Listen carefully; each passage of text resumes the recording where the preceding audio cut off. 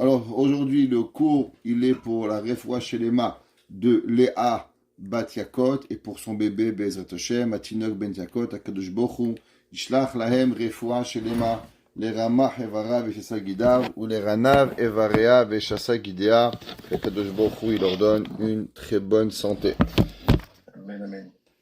Teilim 64, on souhaite à tout le monde que le Purim a été bien joyeux et en joie, et aux mamans beaucoup de chance pour commencer le ménage, et au papa avoir beaucoup d'argent pour payer tout ça.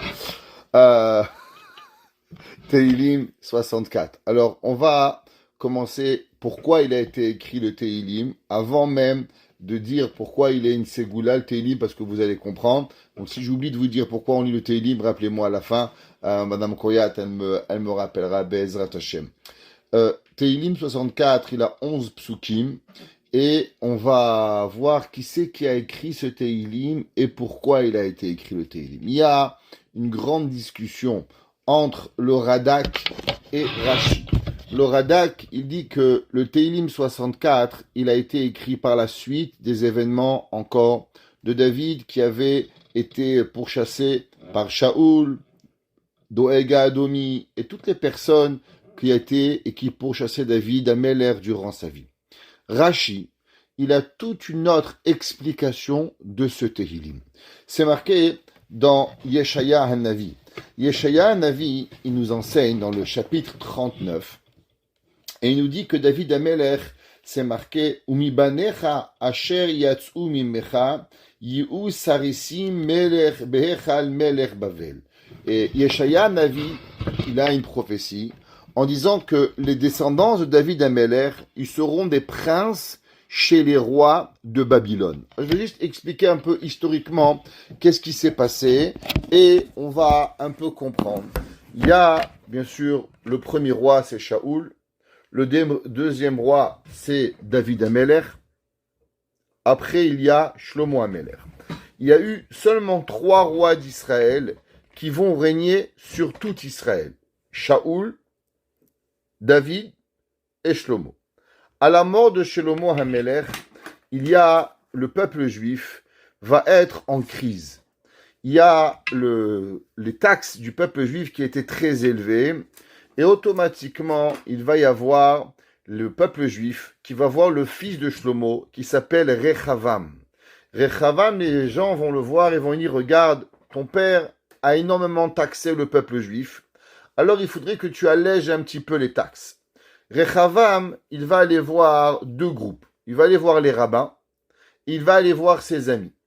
Il va demander, voilà, le peuple demande une diminution de taxes. Non, il faut comprendre, diminution de taxes veut dire obligatoirement moins d'argent dans les poches du roi. David Shlomo Rechavam pose cette question, que ce soit au Chachamim ou à ses amis.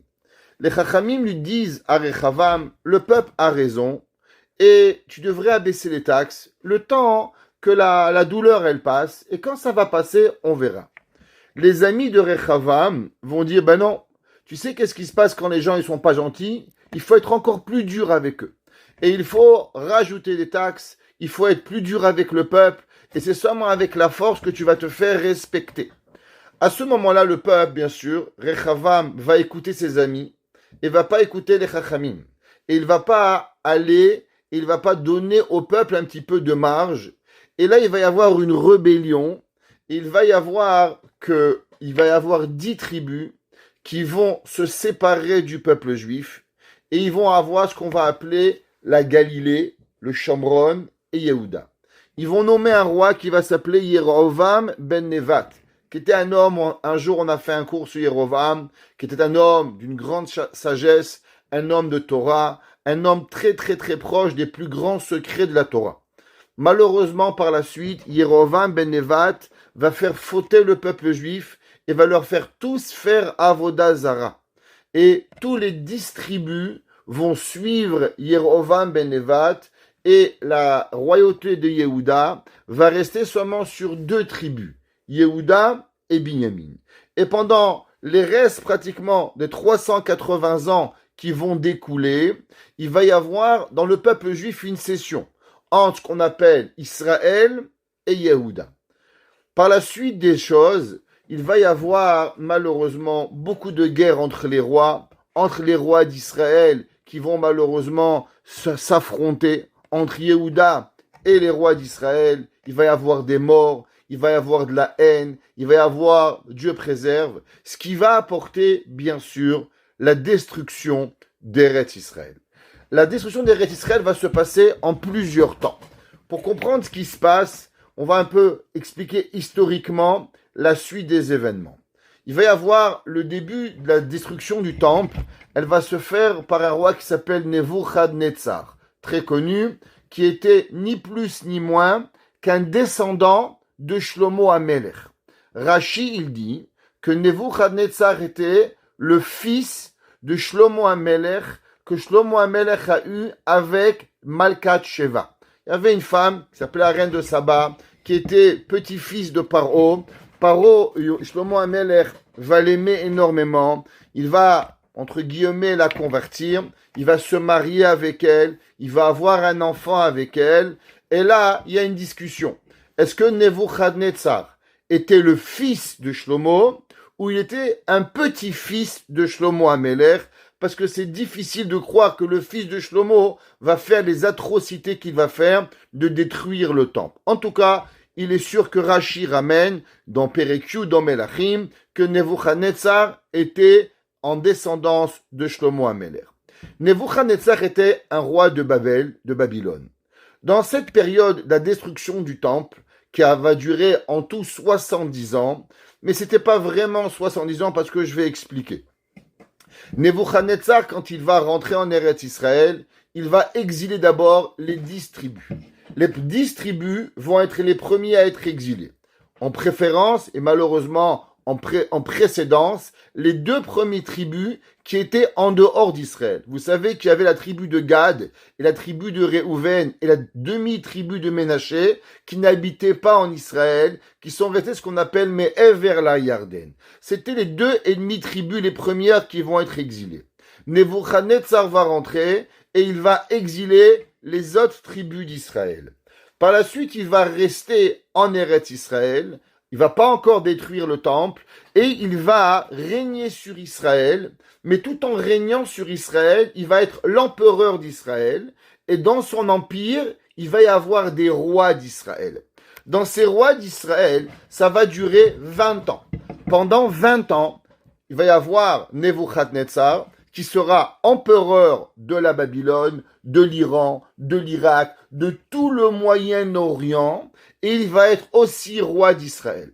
Pendant cette période-là, il va y avoir plusieurs rois d'Israël qui vont régner. Dans la Megillah, si vous avez fait attention à la Megillat Esther, c'est marqué que Mordechai HaYehudi, Hasher Higla, Im Hagola, Asher Ogleta, Im Yechonia Melech Yehuda. Il y avait un roi qui s'appelait Yechonia. Le roi Yechonia était roi d'Israël et dans le roi d'Israël, il va être exilé. Le roi Yechonia va être exilé avant la destruction du temple. Après qu'il va être exilé, il y a un autre roi qui va s'appeler Tzidkiyahu. Du temps l'empire de Nebuchadnezzar en Israël vont régner 3 rois. Yehoyakim, Yechonia et Tzidkiyahu. Le temple va être détruit dans le temps de Tzidkiyahu HaMelech qui va y arriver. Durant ce temps-là, il va y avoir bien sûr Nebuchadnezzar qui va être roi. Par la suite, le royaume de Babylone va être conquis par ce qu'on va appeler la Perse. La Perse était composée de 2 pays, Madaï et Paras. C'est pour ça que si vous vous demandez la question, quel est le rapport avec Achashverosh? Achashverosh était un roi perse et on est dans la galoute Babel. Alors comment ça se fait que Achashverosh était dans l'époque des 70 ans d'exil entre le premier temple et le deuxième temple, et d'un coup on ne parle plus de roi de Babylone, on parle de roi de Perse. Alors Nebuchadnezzar va régner sur Eretz Israël et il va laisser là-bas Yehoyakim, il va laisser là-bas Yechonia, il va laisser là-bas Tzidkiyahu. Par la suite, il va détruire le temple et il va les amener en Babylone.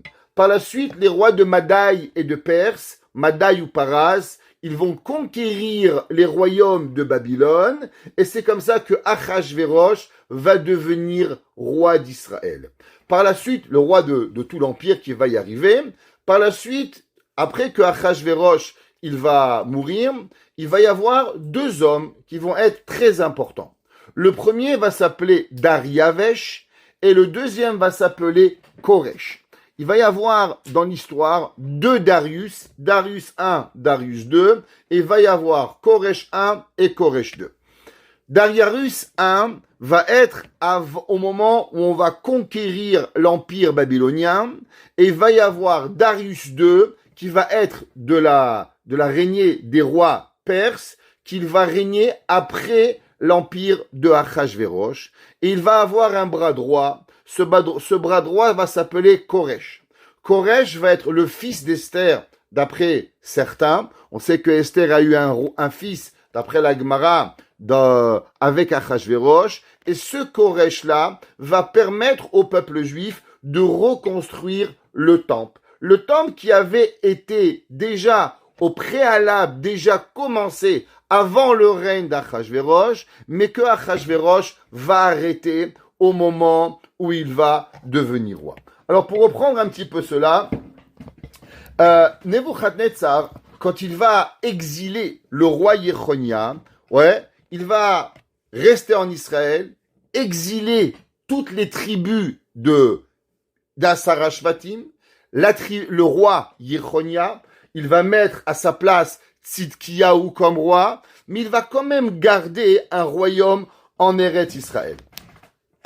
À ce moment-là, il va prendre avec lui Nebuchadnezzar, il va prendre avec lui beaucoup d'enfants d'Israël, qui étaient non seulement intelligents, mais qui étaient très beaux. Des enfants très beaux, qui vont faire partie de son royaume. Et parmi ces enfants-là, il va y avoir un enfant très spécial. On sait que le peuple juif, que l'on veut ou qu'on ne veut pas, à travers l'histoire, ont été toujours d'excellents parleurs, d'excellents penseurs, d'excellents philosophes, d'excellents mathématiciens. Et Nebuchadnezzar va prendre des enfants de Yerushalayim. On sait, la Gemara dit qu'il y a 10 mesures d'intelligence qui sont tombées dans le monde et 9 sont tombés à Jérusalem. Nebuchadnezzar va prendre dans son palais des enfants d'Israël, de Yerushalayim, et principalement de la tribu de Yehuda, petits-enfants et arrière-petits-enfants de David Amelech, où il va vouloir les amener en Babylone, et dans cette Babylone, il va vouloir les éduquer à la façon babylonienne, pour pouvoir leur donner, on va appeler ça le monde moderne, les études, l'université, la philosophie, et avec leur intelligence, essayer d'assimiler le peuple juif au monde moderne de l'époque qui va s'appeler la Babylone, qui va s'appeler Bavel. Parmi d'entre eux, il y avait un enfant, petit-fils de David Amelech, qui va s'appeler Daniel. Tout le monde connaît le prophète Daniel. Eh bien, le prophète Daniel était parmi ces enfants qui ont été captifs avec Nebuchadnezzar. Daniel était aussi le bras droit de Esther. Tout le monde sait que dans la Megillah, vous avez un passage où Esther dit qu'elle envoie un homme qui s'appelait Hatach. Tosfot, dans Masechet Megillah, nous dit qui était Hatach, ce messager que Esther faisait tellement confiance qu'elle a envoyé chez Mordechai pour lui demander qu'est-ce qui s'est passé. Et on voit que Mordechai lui a tout raconté, l'histoire de Haman, l'histoire de Achashverosh. Esther va pas vouloir y aller. Mordechai va dire à Esther, vas-y. Entre autres, ceux qui veulent, ils peuvent voir le cours de dimanche dernier, à savoir pourquoi Esther a regretté et ainsi de suite. Qui était ce Hatach? Ce Hatach, il s'appelle Daniel. Daniel va être pris dans le palais de Nebuchadnezzar. Et bien sûr, il va être non seulement être au palais, mais Nebuchadnezzar va même honorer énormément Daniel. Daniel était un enfant brillant, d'une sagesse extraordinaire depuis son jeune âge. Et il va le mettre à apprendre en binôme, avec son fils, le fils de Nebuchadnezzar, qui va s'appeler Aviel Meroudach. Aviel Meroudach était le fils de Nebuchadnezzar, et il va les mettre ensemble pour que Daniel donne à Aviel Meroudar de la sagesse pour pouvoir devenir par la suite le roi. Il avait bien sûr un grand-père qui s'appelait Balshazzar. Balshazzar qui va devenir lui par la suite le roi et qui était ni plus ni moins le grand-père de Vashti. On sait que Vashti, pourquoi elle s'est fâchée contre Achashverosh? Vashti, quand Achashverosh va lui demander « Est-ce que tu peux, s'il te plaît, venir avec ta couronne ?» La Gemara demande la question. Mais bien sûr qu'une reine vient avec la couronne. Quelle est la raison pourquoi le roi Achashverosh demande que Esther vienne avec sa couronne? La Gemara nous dit parce que le roi il lui a demandé qu'elle ne vienne que avec la couronne, sans habit. Qu'est-ce qu'elle va lui répondre, Vashti? Elle va dire, mais dis-moi, monsieur gardien du chameau et gardien de chevaux, toi tu as bu quelques verres de vin et tu es devenu saoul et tu demandes à ta femme, l'impératrice du monde, de devenir sans habit pour faire plaisir à tes copains. Moi, mon père Balshazzar et mon grand-père Avial Meroudar et mon arrière-grand-père Nebuchadnezzar, ils pouvaient boire des tonneaux de litres de vin sans jamais se saouler. Et quand Vashti, elle va faire comprendre à Achashverosh qu'elle était de sang royal, à l'inverse que lui était seulement un gardien de chevaux, et c'est vrai, Achashverosh n'avait pas du sang royal, Achashverosh était seulement un homme qui vendait des chevaux, et il va acheter le royaume. Avec son argent, on sait que les chevaux à l'époque, c'est comme, imaginez-vous aujourd'hui, le patron de Ferrari ou de Tesla, ou de je sais pas de quelle voiture, c'était le plus grand business qu'il y avait, et Achashverosh était le plus grand vendeur de chevaux de l'époque. Il va avoir tant d'argent de pouvoir acheter le royaume de Perse. Et c'est là que ça va créer que Vashti va se faire tuer. Balshazzar, par la suite, va demander à Daniel de lui expliquer beaucoup de rêves, beaucoup de secrets et beaucoup de questions qu'il va avoir. Balshazzar, le roi, va demander à Daniel de pouvoir lui expliquer. Et Balshazzar, ce soir-là, il va être tué. Il y avait un roi qu'on a dit Darius I, Dariavesh. Dariavesh, était pas de Babylone. C'est lui qui va se rebeller contre la Babylonie, qui était le roi de Madaï et Paras, qui était, on va dire aujourd'hui, Iran, Irak. Plus ou moins, l'Irak était Babylone, mais était beaucoup plus petit. Il y avait un royaume qui s'appelait la Perse, qui avait aussi une partie de l'Irak d'aujourd'hui. Et il va tuer Balshazzar, et Darius I va devenir le roi. Le premier, comme on a expliqué, il s'appelait Dariavesh Hamadin. C'est lui qui va régner sur la Babylone et sur tous les pays. Le deuxième, comme on a expliqué, il ne va pas être le roi de Madaï, mais il va devenir roi de Paras. Et d'après certains, Darius II, il va s'appeler ou Koresh, une personne, Koresh Dariavesh, ou bien il avait que un nom qui s'appelait Dariavesh et qu'il est le fils de Esther, ou d'après certains, c'est son bras droit qui va être Koresh et que lui, il sera le fils de Esther. Le bras droit de ce Dariavesh-là, c'est lui qui va donner la permission aux Juifs de remonter par la suite en Eretz Israël. Le peuple juif, à cette époque, donc on revient maintenant à l'époque où les Juifs, ils étaient captifs de Nebuchadnezzar. Alors, malgré que le temple n'était pas détruit, comme j'ai expliqué, pendant les 20 premières années du règne de Nebuchadnezzar, où il y avait eu encore 3 rois d'Israël, Yehoyakim, Yehoyachin son fils, et Tzidkiyahu, le peuple juif avait, certains d'entre eux, vivaient en Israël, d'autres avaient été exilés en Babylone, et ils étaient obligés de rester en Babylone sans avoir le droit de remonter en Eretz Israël.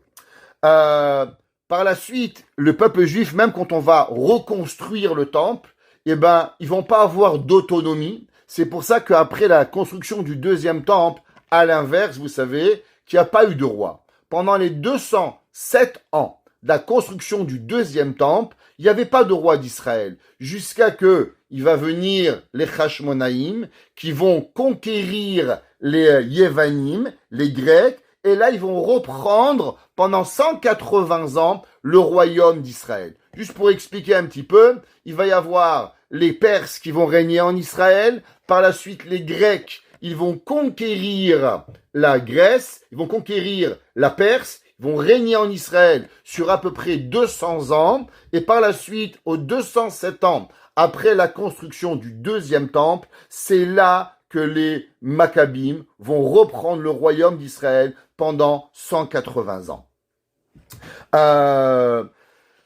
La Torah nous raconte que ce Daniel, qui était bien sûr petit-fils de David Ameller, alors il était chez le roi de Babel et il était avec lui bien sûr, Darius I, et dans son palais. Et il lui avait mis, bien sûr, un titre très particulier à Daniel. Daniel était prophète, Daniel était intelligent, Daniel était beau, et il lui avait donné un titre de choyeux du roi. Ça veut dire que le roi, comme il était très beau, il avait un visage rayonnant. La Torah nous dit que malgré que Daniel, pourquoi il avait eu cette beauté? Quel est le rapport depuis quand les rabbins ils doivent être beaux? Un rabbin, c'est pas beau, ça doit être intelligent. La Gemara, elle nous raconte qu'il y avait un jour un rabbin, il s'appelait Rabbi Yoshua ben Hanania. La Gemara, elle dit qu'un jour, la fille du roi, elle a vu, la fille de l'empereur romain, elle a vu Rabbi Yoshua. Rabbi Yoshua était très, très, très moche. Il était plus ou moins répugnant. Alors, elle va le voir un jour et elle lui dit, dis-moi, est-ce que c'est toi, le grand Rabbi Yoshua ben Hanania, que tout le monde dit qu'il est tellement intelligent? Il lui a dit oui. Il dit, comment un homme aussi intelligent peut être aussi moche? Alors Rabbi Yoshua ben Hanania était un peu vexé et il demande à la fille de l'empereur romain, il dit, dis-moi, ton père, il garde son vin dans quoi? Quand tu vas aux vignes de ton père, dans quoi il met le vin? Il dit, il met des fûts en terre. Il dit, des fûts en terre? Fille du roi, empereur romain, tu mets ton vin dans des pots en terre, dans des pots en bois, mais tu rigoles, il faudrait que tu mettes ton vin dans des fûts en or à ta richesse. Et c'est là que la fille du roi va faire changer tous les fûts de terre avec de l'or, et elle va mettre le vin dans des fûts en or. Quelques jours plus tard, l'empereur romain demande à boire du vin, et bien sûr, qu'est-ce qui s'est passé? Tout le vin avait tourné. Et là, elle va lui demander, elle va dire, qu'est-ce qui s'est passé? Elle va lui raconter l'histoire que Rabbi Yoshua ben Hanania. Et là, il va lui dire, mais regarde, pourquoi tu dis ça à ma fille? Il dit, parce qu'elle m'a demandé pourquoi j'étais tellement moche. Alors, il va lui dire, Rabbi Yoshua ben Hanania, pareil, la beauté, la même façon que le vin, pour qu'il soit bon, il faut qu'il soit dans un fût en terre. Pareil, l'intelligence, c'est dans un corps qui est très, très, très, très beau. Alors, on passe beaucoup de temps à s'occuper de son corps et de ce qu'on veut donner à l'autre. Alors, on oublie l'intelligence. Alors, pourquoi Daniel était tellement beau? Quelle est la raison de cela? La Chachamim nous explique que le roi Belshazzar, Avial Meroudar, Nebuchadnezzar voulait que Daniel mange pour qu'il soit en forme pour pouvoir étudier. Mais bien sûr, Daniel refusait de manger de la viande à cause que la viande, elle n'était pas cachère. Alors ils ont demandé, ils étaient les premiers végétariens de l'histoire, et ils ont demandé à ce que on leur donne que des légumes à manger. À ce moment-là, le cuisinier leur a dit, regardez, si je vous donne que des légumes à manger, vous allez devenir maigre, maigrichon, et après le roi il va me demander pourquoi vous êtes maigre, je vais lui dire que je n'ai à manger que des légumes, et il va me couper la tête. Alors je suis obligé de bien vous nourrir. Daniel va lui dire, avec ses trois copains, Hanania, Mishaël et Azaria, dit, regarde, donne-nous à manger que des légumes, et on va voir comment notre aspect va venir. Si notre aspect va devenir fréculé, alors on va t'écouter. Mais tu verras que non seulement on ne deviendra pas fréculé, on deviendra fort et on deviendra encore plus beau. Et c'est pour ça que Akadosh Baruch Hu a fait un miracle, un S à Daniel, que Daniel mangeait que des légumes. Mais en général, quand vous mangez que des légumes, la Gemara dit un homme qui ne mange rien d'autre, son teint il devient verdâtre. Alors à la place qu'il devient verdâtre, Daniel, il va rester avec sa beauté et il va briller énormément de beauté. C'est pour ça que si vous vous posez la question, pourquoi le festin de Esther s'appelait Mishte Hayayin, un festin de vin, pourquoi c'était pas un festin de manger? La réponse est parce que Achashverosh, lui, était carnivore. Esther, elle était herbivore. Et elle voulait pas manger autre chose que des légumes, dit la Gemara, comme Daniel, de façon à ce que Daniel avait fait de ne pas manger de viande au palais de Nebuchadnezzar à cause qu'elle n'était pas cachère. C'est pour ça que Esther, elle aussi, refusait de manger de la viande. Qui c'est qui s'occupait de ses repas? Daniel, le même Daniel qui était chez Nebuchadnezzar. La seule chose qu'il pouvait boire et manger ensemble, Esther et Achashverosh, c'était du vin. C'est pour ça que Esther, elle a invité Achashverosh. Pourquoi? Mishte hayayin, faire un festin de vin. Pourquoi de vin? Ben parce que Esther mangeait pas de viande et que Achashverosh lui aimait beaucoup les bons steaks. Donc la seule chose qu'il pouvait partager avec Esther était le Mishte hayayin. C'est pour ça qu'on fête le soir de Purim. On a encore un petit peu Purim, on boit du vin, parce que le miracle est arrivé au vin, parce que la seule façon que Esther pouvait attirer Achashverosh chez elle, c'était avec le vin. Bien sûr, faut comprendre, on est dans une période où Israël, les rois d'Israël avaient été très forts pendant 400 ans. Ils avaient régné, entre guillemets, une terreur sur pratiquement toute le Moyen-Orient et même beaucoup plus loin d'arriver. La Gemara dit que Shlomo HaMelech a régné sur le monde et que malheureusement il va régner et par la suite il va doucement reperdre son royaume. Quand la Babylone va régner sur Israël, c'était vraiment une gloire de dire qu'on avait enfin capturé Israël. Les Juifs, à travers l'histoire, n'ont jamais été, bien sûr, très aimés et encore moins quand maintenant on venait de capturer le plus grand royaume du monde. Jusqu'à qu'on avait capturé, on sait que Sancheriv avait voulu capturer Israël, il avait apporté avec lui 1 milliard d'hommes et les rois Chizkiyahu avaient gagné les guerres. Donc tous ces rois-là avaient une haine viscérale contre le peuple juif. Quand maintenant on va et on devient roi d'Israël, on ne sait plus où se mettre, c'est pas le roi d'Amérique, c'est le roi du monde, tellement on est fier. Et le roi, il va prendre qui comme bras droit? Choyer du roi, Daniel. À ce moment-là, tout le royaume devient envieux contre Daniel. Et se demande, mais comment c'est possible que Daniel, un juif, qui vient et que c'est lui qui est le choyeux du roi? C'est pas possible. Alors ils vont essayer de faire en sorte que le roi il n'aime pas Daniel. Mais bien sûr, le roi, il avait cet amour très particulier avec Daniel. Et ils vont essayer de faire tout ce qui est possible de façon à ce que le roi, il va haïr Daniel. Et ils vont demander un jour au roi, tu sais, monsieur le roi, Nebuchadnezzar, tu es un homme que tout le monde respecte. Mais après tout, tu sais qu'est-ce qui se passe? Il se passe que les gens, ils ont beaucoup de croyances. Un, il croit en Dieu. L'autre y croit au soleil, l'autre y croit à la lune. Chacun d'entre eux, il a une croyance différente. Et toi, du fait que tu es gentil, tu es sympa, alors les gens, ils te respectent, mais pas autant. Ce qu'on va faire, on va faire quelque chose que pendant 30 jours, écoutez bien, il est interdit à toute personne de demander rien à personne à part au roi. Ça veut dire, tu as une demande particulière, bien sûr, tu peux demander à ta femme un café, mais si par exemple, tu veux une augmentation dans ton travail, tu n'as pas à demander à ton patron. À qui il faut que tu demandes? Au roi. De façon à ce que c'est le roi qui accepte ou qui accepte pas, et de façon à ce que le roi il soit très impliqué dans la vie de tout le royaume. Le roi, il n'a pas trouvé cette idée très néfaste. Il s'est dit, après tout, on vient de conquérir Israël, on grandit notre royaume, il est important que les gens m'aiment. Alors il va accepter à la demande que personne n'a le droit de prier, personne n'a le droit d'implorer ni le soleil, ni la lune, ni les étoiles, Chave Shalom, pas Kadosh Baruch Hu, personne, seulement au roi, de façon à ce que le roi il soit en connexion avec le peuple. Maintenant, on sait que Daniel, le pauvre, n'était pas trop au courant de ce qui s'est passé là. Et un jour, le roi, il a eu besoin de Daniel. Et quand il a eu besoin de Daniel, il dit, allez me chercher mon choyeux, mon ami Daniel. Et quand ils sont arrivés, alors ils ont vu que Daniel, il avait une fenêtre qui donnait vers Jérusalem. On sait vers quoi nous prions tous les jours, vers le Mizrach. le Mizrach, c'est vers Eretz Israël. Et ils ont vu que Daniel, il priait 3 fois par jour. Et là-bas, il demandait à Kadosh Baruch Hu, Shema Koleinu, ramène le Beth Amikdash, et Semar David Avdecha. Et ils sont partis raconter au roi que Daniel a transgressé la parole du roi en disant que le roi avait interdit de prier à rien d'autre à part une demande au roi, et Daniel a failli à sa demande. Qu'est-ce qu'ils ont décidé? Que la punition à cela sera que la personne qui va prier, elle va tomber, elle sera jetée dans un puits avec des lions.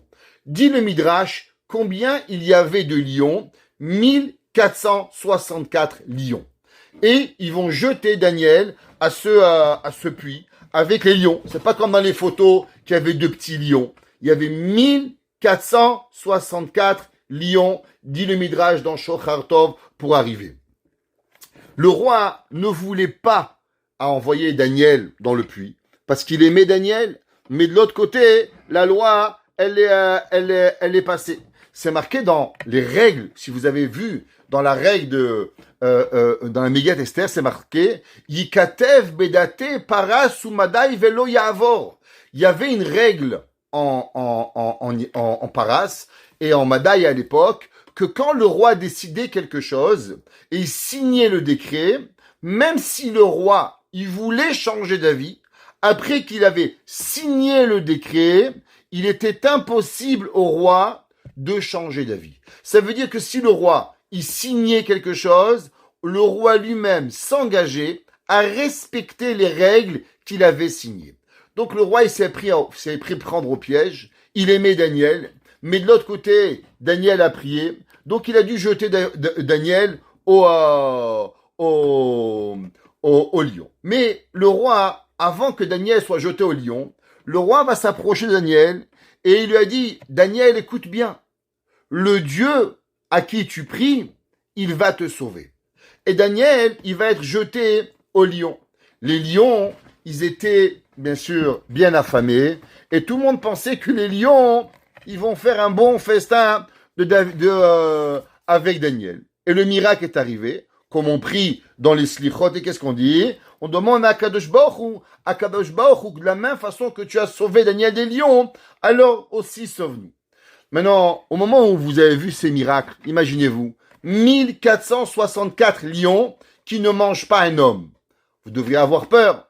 Qu'est-ce qu'ils ont dit les hommes qui étaient au palais de Daniel et du roi? Ils ont dit, monsieur le roi, vous savez, les lions, ils connaissent bien Daniel. Parce que Daniel, il était toujours au palais et il passait par les cages à lions. Alors automatiquement, Daniel, il avait cet amour pour les lions et les lions connaissaient Daniel. Alors ils n'ont rien fait. Et aussi, sûrement que Daniel, avant d'aller prier, il a sûrement nourri tous les lions de façon à ce que Daniel ne se fasse pas manger. Alors il a dit le roi, si vous êtes tellement sûr, alors allez-y vous dans la cage aux lions et on va voir si les lions ils ont vraiment faim ou pas. Et ils n'ont pas eu de choix, ils ont été descendus dans les lions et en une seconde, bon appétit, ils ont fait une bonne beracha, sheakol darbukol et ils sont tous fait manger par les lions pour pouvoir y arriver. Et ce Teilim nous dit Rashi, c'est quoi l'amnatseach mizmor de David, le chant de David Amelech. Il dit Rashi, c'est quoi Shema Elokim Koli? Écoute Akadosh Baruch Hu ma voix, Besichi, on va expliquer c'est quoi Sichi, ma parole, mi pachad oyev, de la peur de mes ennemis, titzor chayai, sauve ma vie. Nous dit Rashi que David Amelech, il a écrit ce Teilim en prophétie de Daniel, son arrière-petit-fils, qui va être jeté au lion, et c'est le mizmor que Daniel a fait au moment avant qu'il soit jeté au lion. C'est ça qu'il va être fait. Il y en a qui disent que ce mizmor, il a été écrit par Daniel lui-même et pas par David Amelech par prophétie. Le Abarban, il dit, c'est impossible. Pourquoi c'est pas possible de dire que c'est Daniel qui a écrit ce Teilim? À cause qu'il commence l'amnatseach mizmor les David. Du fait qu'il commence par mizmor les David, chant de David, ça veut dire que c'est obligé que c'est David Amelech qui l'a écrit. Alors on a la machoket, comme on a expliqué au début du cours, entre le Radak et Rashi. Radak qui dit que ce Teilim a été écrit pour David pour être sauvé des ennemis de David, et Rashi nous dit qu'il a été écrit au moment par prophétie, ce que Daniel lui-même va dire au moment où il va être sauvé. Que veut dire le mot Siri? Que veut dire la parole d'Akadosh Baruch? Alors vous savez que dans la Torah, on voit souvent ce mot. Où est-ce qu'on trouve ce mot Siri? Vayetse Yitzrak la Suach Basadeh. On voit qu'au moment où Yitzhak, un moment avant qu'il a rencontré Rivka, c'est marqué Vayetse Yitzhak la Suach. Alors que veut dire le mot la Suach et que veut dire le mot Leitpalel? Principalement, le mot Suach et le mot Leitpalel veulent dire deux choses. Quand une personne, elle prie le livre, Shaharit, Mincha, Ma'ariv, une prière qui est, comment on pourrait dire, qui a été écrite par un Knesset Agdola et que l'on doit trouver notre volonté à travers la prière des Chachamim. Qu'est-ce que c'est la tfila? Vous savez que jusqu'à Anshe Knesset Agdola, alors les Anshe Knesset Agdola, ce qu'on appelle les hommes de la grande assemblée, qui vont commencer avec Daniel, avec Ezra, qui va finir avec Shimon HaTzadik, toute cette période-là, c'est eux qui vont instaurer les prières. Avant cela, il n'y avait pas de prière. Chaque personne, elle se lève le matin, elle veut faire son pain, s'il te plaît Hachem, donne-moi de la tzlacha. Je emmène mes enfants à l'école, s'il te plaît Kadosh Baruch Hu, fais que mes enfants, ils écoutent à l'école, je trouve du parking. Chaque chose qu'on avait, on avait de nous-mêmes, on priait Hachem.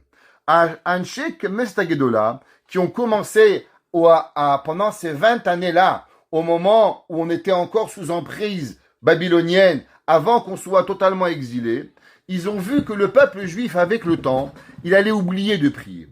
On va être en exil, et du fait qu'on va être en exil, alors malheureusement, on va oublier la tfila. Un homme, il se lève le matin, il sait pas ce qu'il va manger, il sait pas ce qu'il va boire, il sait pas ce qui arrive. Quand il y avait le Beth Amikdash, il y avait une bracha qu'on peut même pas imaginer. La bénédiction, elle coulait. Tout ce qu'on voulait à Kadosh Baruch Hu nous donnait. C'était de l'instantané, c'était comme une tirelire. Tu mets $1, tu sors une canette. C'est pas compliqué. Au temps du Beth Amikdash, on priait à Kadosh Baruch Hu. On était répondu instantanément.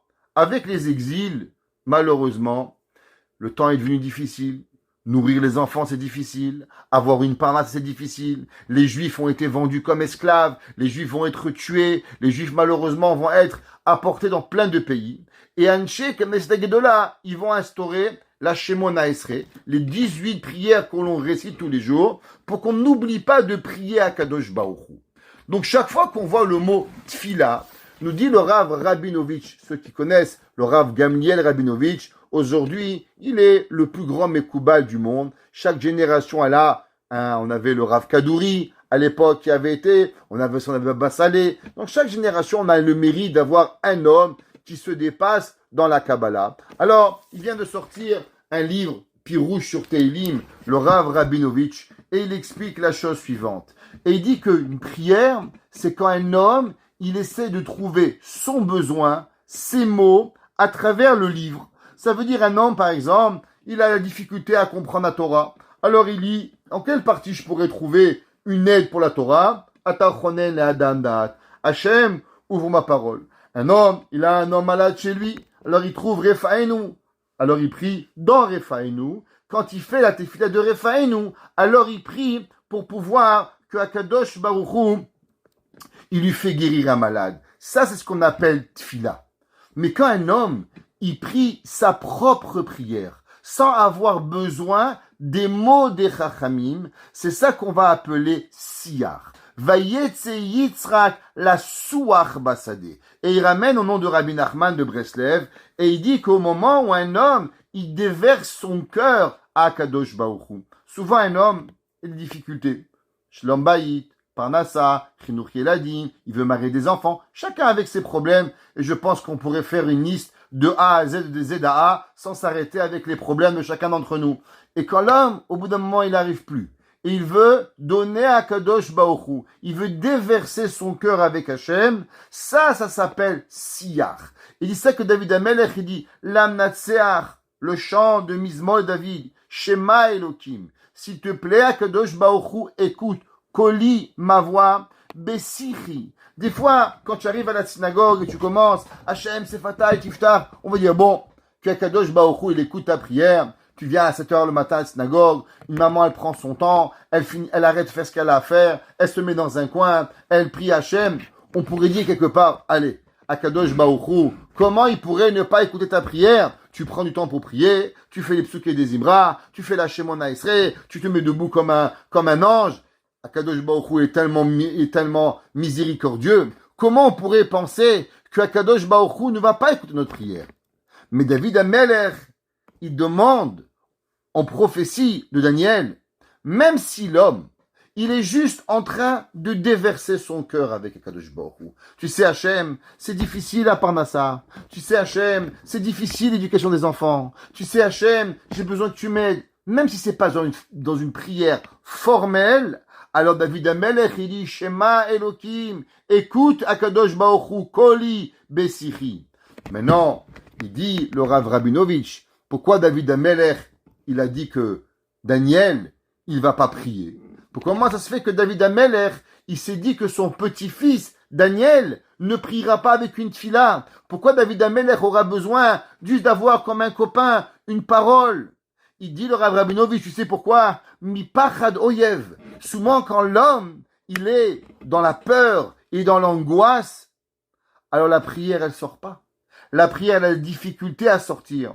Et quand la prière a la difficulté à sortir, alors la seule chose que tu peux faire, c'est communiquer avec un ami. Un homme qui a un souci, c'est rare que j'ai connu un gars, tu sais, j'arrive pas à dormir, j'ai prié à Dieu. Généralement, t'arrives pas à dormir, t'appelles ta mère. Allô maman, comment ça va? T'appelles ton copain, dis-moi, tu peux m'aider. Parce que tu as besoin d'avoir un gars qui te parle, un gars qui est là. David Amelech, il dit, tu sais, Akadosh Baruch Hu, des fois l'homme, il n'arrive pas à se mettre à Hachem et de faire une grosse prière. Il va avoir un petit ami. Alors il croit qu'il déverse son cœur, parce qu'il a peur des ennemis. Il a peur des gens. Alors, Titsor Chayai, s'il te plaît, Akadosh Baruch Hu, sois avec moi, écris-moi pour arriver. Rabbi Nathan de Breslev, il explique et il dit, qu'est-ce que ça veut dire, ce mot, l'amnatseach? On commence à chaque fois au Teilim, l'amnatseach Mizmar et David. Et il dit, Rabbi Nathan, on sait que l'amnatseach, souvent, dans plein de Teilim, on va et on commence à trouver ce chant et ce mot, l'amnatseach. Rashi dit souvent l'amnatseach, que David Amelech, il a écrit ce chant et il a composé d'une forme de musique qu'elle puisse être chantée par les Lévi'im dans le Beth Amidash. Vous vous rappelez, on a vu souvent l'amnatseach à la sheminite. Est-ce qu'elle est pour une guitare à 8 cordes? Est-ce qu'elle est pour 8 tempos de musique? Mais l'amnatseach, elle est souvent expliquée d'une façon qu'on a vu d'Amelech qu'il a écrit pour pouvoir être chanté à chanter à travers le Teilim. Dit Rabbi Nathan, qu'est-ce que c'est ce l'amnatseach? Il dit, vous savez, c'est marqué dans le Midrash dans Tanchuma. Et ça, je pense qu'il y a une personne qui se reconnaîtra et qui sera fou de joie quand elle écoutera ce Midrash Tanchuma. Le Midrash Tanchuma dans Parashat Tzav, Perek Zayin. Il dit le Midrash en Tanchuma. Écoutez bien. Vous savez, toute notre vie, comme il ramène le Ramchal, à ceux qui suivent les cours de Ramchal, et ceux qui ont déjà écouté les cours de Ramchal, de Misilat Yesharim, il n'y a qu'une seule chose. Dit le Ramchal dans le Perek Aleph. Quel est la but et la raison pour nous de venir dans ce monde? Leit Aneg El Hashem, d'avoir du plaisir avec Akadosh Baruch Hu. Et où il est ce plaisir? Ce plaisir, il est dans l'Olam Haba, dans le monde futur. Et tout ce monde, c'est seulement une préparation à pouvoir arriver dans l'Olam Haba. C'est comme un mariage. Un Khadan Kala, il se marie. Qu'est-ce qui se passe? T'achètes un costume, t'achètes une cravate, une robe, des chaussures. Pourquoi? Tout ça pour la préparation du soir du mariage. Mais en vérité, pourquoi on veut que le mariage soit tellement beau? Parce que le moment du mariage, c'est le moment qui va sceller monsieur et madame pour l'éternité, pour pouvoir y arriver. Et bien pareil, toute notre vie, elle est une préparation à ce qu'on puisse arriver dans l'Olam Haba. Exemple, pourquoi on doit étudier la Torah dans ce bas monde? Ben vous savez que dans l'Olam Haba, on ne fait que étudier la Torah. Et si vous avez étudié dans ce bas monde, alors vous pouvez écouter la Torah dans l'Olam Haba. Mais si vous n'avez pas étudié la Torah dans ce bas monde, eh ben malheureusement, peut-être pas aller au Gainam, mais dans les cours de Torah, vous pouvez pas y aller. Si quelqu'un n'a pas été assidu à un cours de Torah dans sa vie, il ne pourra pas rentrer dans le Olam Haba. Quand Olam Haba, il va être, mais il sera dehors. Il sera à l'extérieur. Olam Haba, dans le hall d'entrée. Pour pouvoir écouter la Torah d'Hachem, il va falloir qu'on aille étudier dans ce bas monde. Donc on vient au cours le mercredi ou le jeudi. C'est pas seulement vous venez dans mon cours, c'est seulement vous préparer à pouvoir écouter le cours d'Akadosh Baruch Hu. Un homme, il va étudier un cours de Gemara, il pourra écouter la Gemara en haut. Un homme, il va à un cours de Mishnah, il pourra écouter un cours de Mishnah. Vous savez que dans le Olam Haba, il y a un des 12 tribus qui enseigne la Mishnah. C'est qui celui qui enseigne la Mishnah? C'est le fils de Yaakov, Asher. Ou Asher Amar, il dit le Chida au nom du Harizal. Asher, c'est lui qui enseigne la Mishnah dans le Olam Haba. Si vous voulez apprendre le cours de Asher, alors il faut arriver. Vous savez, on avait déjà mentionné le Rambam. Quand est-ce que le Rambam il donne son cours? Le Rambam donne son cours une fois par semaine, le vendredi soir. Dans le Olam Haba, le Rambam, il donne le cours une fois par semaine, vendredi soir. Et qu'est-ce qu'on doit faire pour acquiescer au cours du Rambam? Bien sûr, on doit étudier Shabbat, mais aussi on doit essayer d'influencer une personne à venir à la Torah. Celui qui essaye d'influencer une personne à la Torah est principalement sa famille, des oncles, des cousins, des vieux grands-pères qui on n'est pas, des petits tontons, des tontons qu'on connaît pas, mais principalement notre famille. Tout celui qui essaye de faire et de rapprocher un homme à la Torah, alors lui, il a le mérite de rentrer dans le cours du Rambam. Rappelez-vous l'histoire qu'on avait racontée jeudi soir, il y a 1 mois et demi, dans Rosh Chodesh, Shevat, à propos du Rambam. Il en reste, il dit le Midrash dans Tantruma. On sait que David Amelech, il a écrit des Tehillim incroyables. Et laissez-moi vous raconter une histoire qui est extraordinaire. Il y avait un jour, on sait que le Baal Shem Tov, une des choses il a expliqué au monde, c'est que il y a un principe qui s'appelle l'atnimut, la simplicité du service divin avec Hachem. Jusqu'au Baal Shem Tov, vous savez que pour pouvoir être dans un cours de Torah, vous savez aujourd'hui, on a parlé souvent, les cancres, ils sont devant, et les bons élèves, skins, ils sont derrière. Avant, c'était pas comme ça. Les bons élèves devant, les moins bons au milieu, et les cancres à la fin de la classe. C'était comme ça quand on était petit. Un des premiers qui a changé cette attitude de bon et de mauvais, pas important à combien tu étudies, mais mettons plus, on va mettre la flamme, on va mettre le point à celui qui a la Emouna en Akadosh Baruch Hu, à celui qui va faire confiance en Dieu, qui va servir Hachem avec simplicité, avec Emouna. C'était le Baal Shem Tov. Le Baal Shem Tov, jusqu'à son époque, s'asseoir à la table du Rav, n'avait le droit de s'asseoir seulement les Rabbanim. C'est-à-dire quand un Rav venait dans un cours, alors les Rabbanim s'asseyaient à la table du Rav, après devant les nobles de la communauté, après par derrière les gens un peu moins nobles, et à la fin derrière, malheureusement, les pauvres personnes qui n'étaient pas de grands érudits.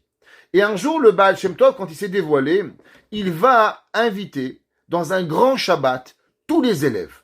Et tous les élèves du Baal Shem Tov, des milliers de personnes, vont venir au Shabbaton, on va appeler cela comme ça, du Baal Shem Tov. Vendredi soir, à sa table du Baal Shem Tov, ses plus grands élèves, les gens les plus nobles qui existent. Shabbat midi, de même, les hommes les plus érudits de la planète étaient à la table du Baal Shem Tov. Seuda Shlishi d'après la Kabbalah est le repas le plus important, ce qu'on appelle Ra'ava des Ra'avin, le moment choyé par Akadosh Baruch Hu. Et là, le Baal Shem Tov, il se met avec principalement les hommes les plus simples de la ville. Et à un moment, les hommes, les Rachamim le regardent et disent, Rabbi, qu'est-ce que tu fais? C'est comme ça que tu nous traites. Nous, les plus grands Rachamim, tu vas t'asseoir avec les hommes simples de cette ville, c'est un peu déshonorer la Torah. Alors le Rav, le Baal Shem Tov Akadosh, demande aux pauvres de la ville, aux gens simples de la ville, d'élever leur voix. Et les gens faisaient Tehillim, Ashrei Temimei Darer, et ils élèvent leur voix. Pendant ce temps-là, le Baal Shem Tov demande à tous ses élèves de lui attraper la main. Et au moment où ils attrapent la main du Baal Shem Tov, ils se voient ce qu'on fait, ce qu'on appelle kabbalistiquement, un Ilui Neshama. C'est qu'il a fait monter leur âme dans les mondes supérieurs. Et au moment où ils sont montés, tous les Talmidim du Baal Shem Tov, alors le Baal Shem Tov, il a rencontré un premier ange, et il leur a demandé, elle est où la Shrina, la présence divine? Il est dans un monde supérieur. Et il monte dans un monde supérieur avec ses élèves, et là il rencontre un autre ange. Et il lui demande, est-ce que tu peux nous dire où se trouve la présence divine? Et dans un troisième monde plus haut. Et comme ça qu'ils sont montés de monde en monde, quatrième, cinquième, sixième, jusqu'au septième monde supérieur. Et au moment où on monte dans le monde supérieur, là il rencontre un ange qui était d'une grandeur incroyable, et il demande, mais où se trouve la présence divine? Et il dit, il se trouve la présence divine avec certaines personnes qui ont le choix d'être avec Akadosh Baruch Hu.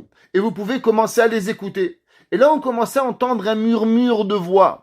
Et là, le Baal Shem Tov avec ses élèves, il se rapproche, et on commence à entendre des mots.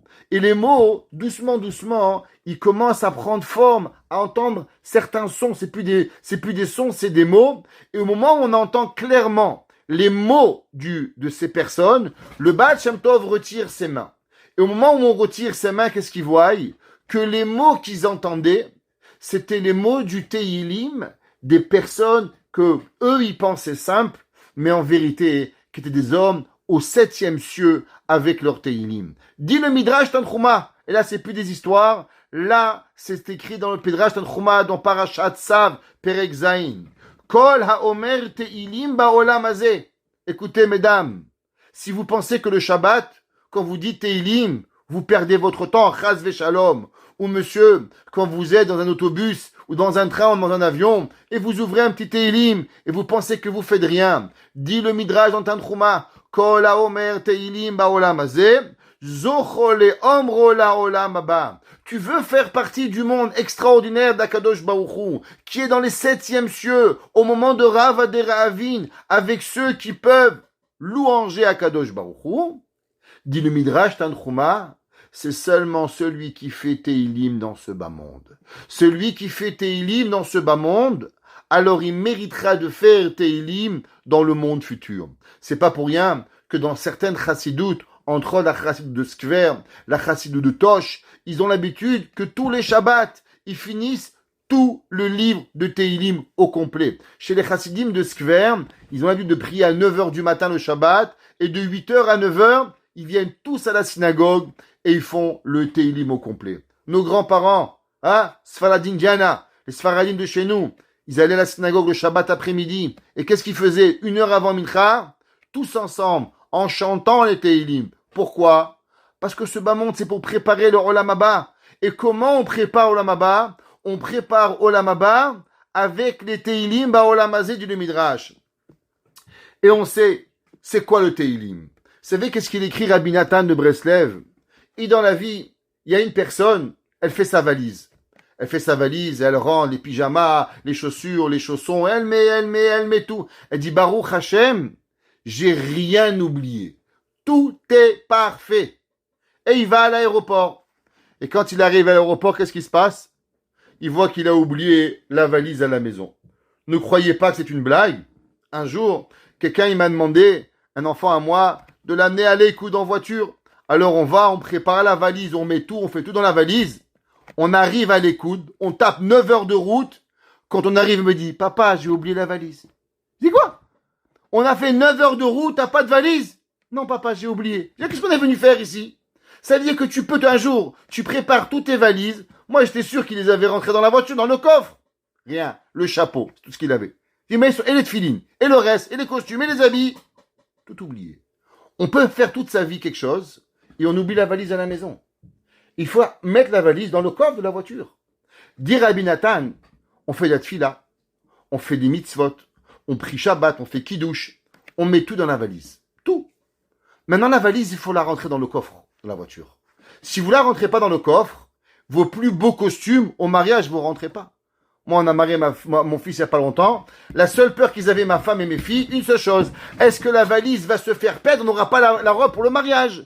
Parce que ça, c'est l'angoisse. Un homme, c'est pas grave. Tu mets notre cravate, c'est bon, t'es propre. Mais une maman, elle a pris une robe, elle a fait, parce qu'elle a la valise, elle vient pas, tu fais quoi?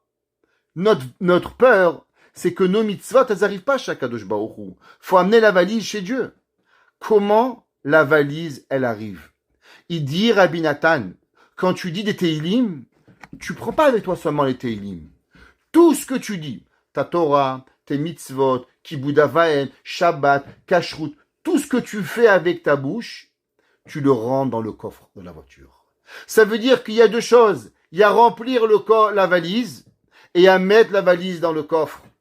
Les mitzvot que l'on fait, Shabbat, Kashrut, Tfila, tout ça c'est bien. C'est mettre dans la valise. Maintenant, il y a une chose qu'il faut. Mettre la valise dans le coffre de la voiture. Et comment ils arrivent?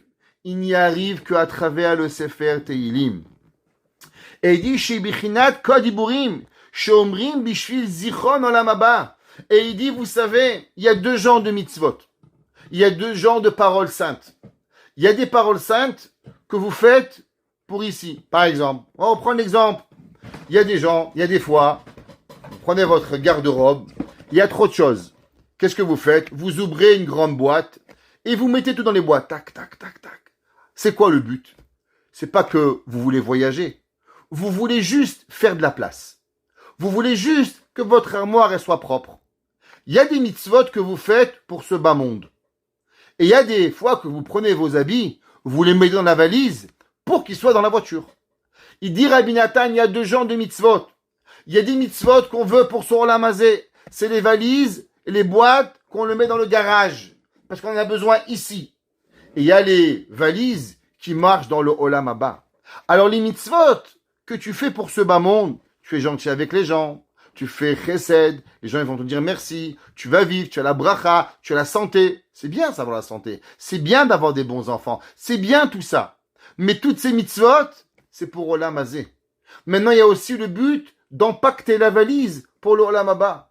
Et les mitzvot de Olam Haba ne peuvent voyager que à travers le Teilim. Shetzichim mitgaber beze bitzachon gadol mamash.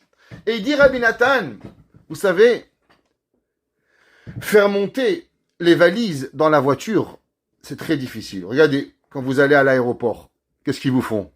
Est-ce que vous avez mis ça, ils vous posent 50 000 questions, on vous pèse la valise, on regarde la valise. C'est saoulant, mais dis-moi, j'ai besoin de tout.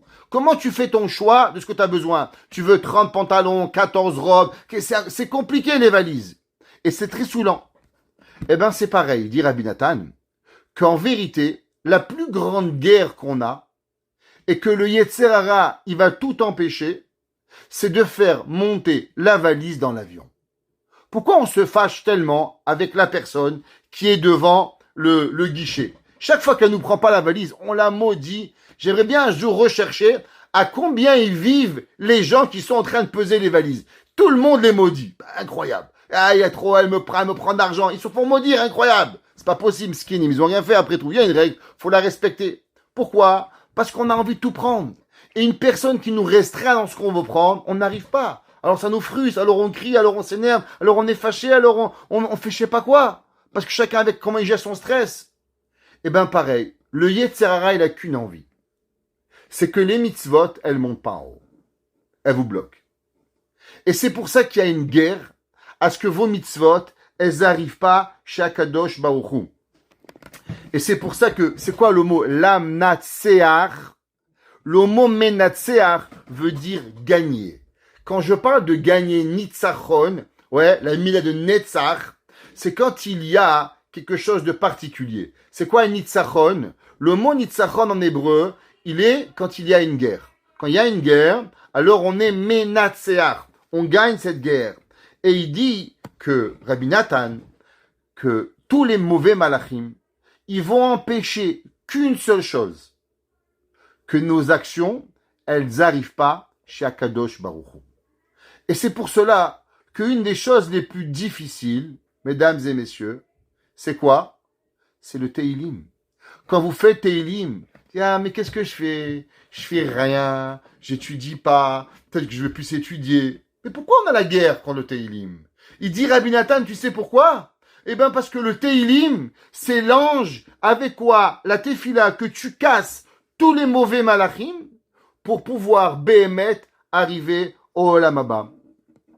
Et il dit שצריכים לחזק את עצמו מאוד מאוד וידע להאמין שאיך הוא יש כוח גדול לדיבור מאוד כי ככה ניצחון על ידי הדיבור.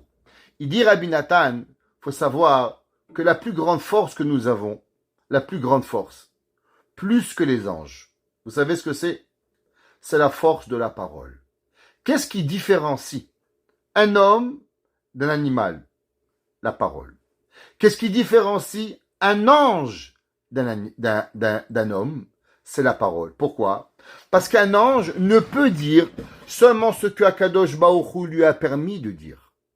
Tandis que nous, vous et moi, on a une force qui nous est à nous, de pouvoir parler de ce que l'on veut. On peut parler de Tintin, on peut parler d'Astérix, on peut parler de Bouchabou Kobza, on peut parler de Torah, on peut parler de Teilim, on peut parler de Kedusha, de Tahara. On peut utiliser notre mot pour quelque chose qu'on veut. Pourquoi, malheureusement, une des choses les plus difficiles, la shonara, la médisance, pourquoi elle est tellement difficile? Eh bien, parce que, avec la force de la parole, on est capable de tout. C'est pas pour rien que David Amelech, il continue dans le pasouk d'Alet, il dit, Asher, Shanenu, Kecherev, Leshonam, Darku, Chitzam, Davarmar. David Amelech, il dit, il y a deux choses dans la vie. Il y a l'épée et il y a les flèches. Il dit, quelle différence entre l'épée et les flèches?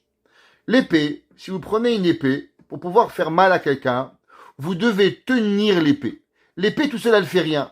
Vous devez prendre l'épée, vous battre avec l'épée, et avec l'épée, il y a la main qui va faire le mal. Donc quand vous faites du mal avec l'épée, qu'est-ce qui arrive? On voit monsieur A, il a fait malheureusement le mal à monsieur B. Mais qu'est-ce qui se passe quand il y a une lance, quand il y a une flèche? Toi, tu tires la flèche, toi t'arrêtes, et 2 minutes plus tard, la flèche, elle va tuer quelqu'un. Toi, maintenant, t'es plus en train de rien faire.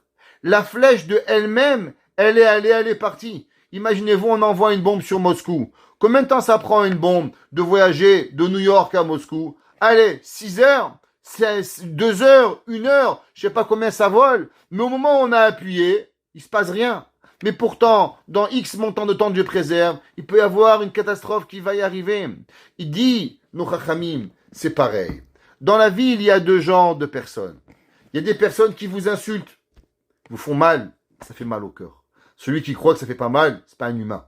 Quand quelqu'un nous fait du mal, il nous dit une mauvaise parole, alors la parole, elle nous blesse. Mais il y a pire que ça. Vous savez, il dit David Amelech, qu'est-ce que c'est le pire? C'est quand une personne fait de la médisance. Elle dit un petit lachonara à quelqu'un, et elle part. Elle est en train de manger sa soupe, et le lachonara, il continue. Et il tourne autour de Montréal, et il va, et monsieur un tel, et rabbin un tel, et madame un tel, et il va, et il est comme un poison. Il dit Rashi, qu'est-ce que ça veut dire? Davarmar. Il dit parce que même dans une flèche, il y a 2 genres de flèches, il dit Rashi. Il y a une flèche qui vous touche le bras, alors vous avez mal au bras. Mais il y a des flèches empoisonnées. C'est quoi une flèche empoisonnée? C'est qu'au moment où elle vous touche, eh ben le poison, Dieu préserve, il rentre dans tout le corps de la personne et il peut nous faire du mal. Pareil, les Baalé la Shonara, les gens qui disent la médisance, qu'est-ce qu'ils font? Eh ben, ils disent une parole, ils s'arrêtent. Et la parole de elle-même, elle continue, elle fait le tour. Et non seulement qu'elle fait le tour, après qu'elle a touché, elle empoisonne. Il y a aujourd'hui un homme, il m'a dit, il y a un monsieur qui a voulu faire du mal à une personne. Alors il a dit, je vais faire ça. Il dit, mais c'est pas vrai. Il dit, c'est vrai que c'est pas vrai. Mais va te défendre par la suite. Il a dit, aujourd'hui, on vit dans un monde où on peut écrire une lettre. On peut dire, tu sais, rabbin, il n'est pas rabbin. Monsieur, il n'est pas monsieur. Madame, elle n'est pas comme si. Et qu'est-ce qui se passe? Qu'est-ce qui se passe? Le mal, il est fait. Que tu as raison ou que tu as tort. Que c'est vrai ou que c'est faux. Tu es déjà mort, enterré, tué à la place publique avant même que savoir la vérité. Les gens, ils t'ont déjà pris, ils t'ont déjà tué, ils t'ont tout fait. Pourquoi? Parce que le poison de la langue, il est terrible. Il dit Rabbi Nathan, tu vois comment c'est dangereux la parole? Alors est-ce que tu peux comprendre la sainteté de la parole? Si une phrase, elle est capable de détruire une ville, si une phrase, elle peut détruire une famille, si une phrase, elle peut détruire un pays avec un mot, à combien il dit Rabbi Nathan, l'amnatseach mizmor de David. La personne, elle doit gagner à travers le chant de David Amelech. Et il dit combien la personne, elle doit parler des paroles saintes à chaque moment. L'homme, il doit se renforcer quand il veut prier, quand il veut parler à Kadosh Baruch Hu. Il doit savoir. Souvent, on doute de notre prière. On doute. Est-ce que Dieu va m'écouter? Est-ce que moi, petit Crémisi, perdu dans les igloos du Canada, à Kadosh Baruch Hu, Bemerom et Meromim, dans les hauteurs du ciel, il va m'écouter à moi? Il dit Rabbi Nathan, juste essaie avec le Lashon Hara. Regarde le Lashon Hara. Un mot, tu détruis le père, la mère, le fils, la frère, toute la ribambelle, tu viens tous éclater.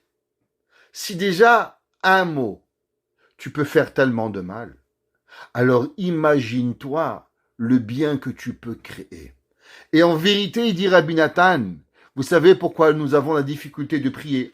Nous avons la difficulté de pouvoir faire des Teilim, c'est qu'on n'a pas la émouna et la confiance de la force de notre Tefila. Nous devons être conscients à combien l'homme, Daniel, il est tombé dans le puits, dans le puits avec les lions. Il a prié Hachem. Il a été sauvé. Vous savez pourquoi il a été sauvé? Parce qu'il a cru à sa prière. Il a eu la émouna avec celui-là. Et il dit Rabbi Nathan que l'homme, il doit croire à sa prière jusqu'au dernier souffle de sa vie. L'homme, il peut avoir tout ce qu'il a, encore un mot, encore une parole, encore quelque chose, parce que l'homme, il va y arriver et il va gagner. Parce que le but, c'est d'arriver à se rapprocher d'Akadosh Baruch Hu. Et il faut savoir, vous savez, l'homme qui a le plus prié, il s'appelle comment? Moshe. Moshe, il a prié pour le peuple juif, pour le veau d'or. Moshe, il va prier à travers tout le désert. Moshe, il va même presque arriver à rentrer en Eretz Israël. Il va arrêter de prier pour cela. 515 prières. C'est quoi la mida de Moshe Rabbeinu? On sait que Avraham c'est Chesed, Yitzhak c'est Gvura, Yaakov Tiferet. C'est quoi la prochaine mida de Moshe? Netzach. C'est quoi Netzach? Il dit Rabbi Nachman, Netzach milachon tfila. Moshe, il était ma'amin qu'avec sa tfila, il était menatseach. Il peut gagner. Celui qui croit à la prière, alors Akadosh Baruch Hu, il va répondre à nos prières.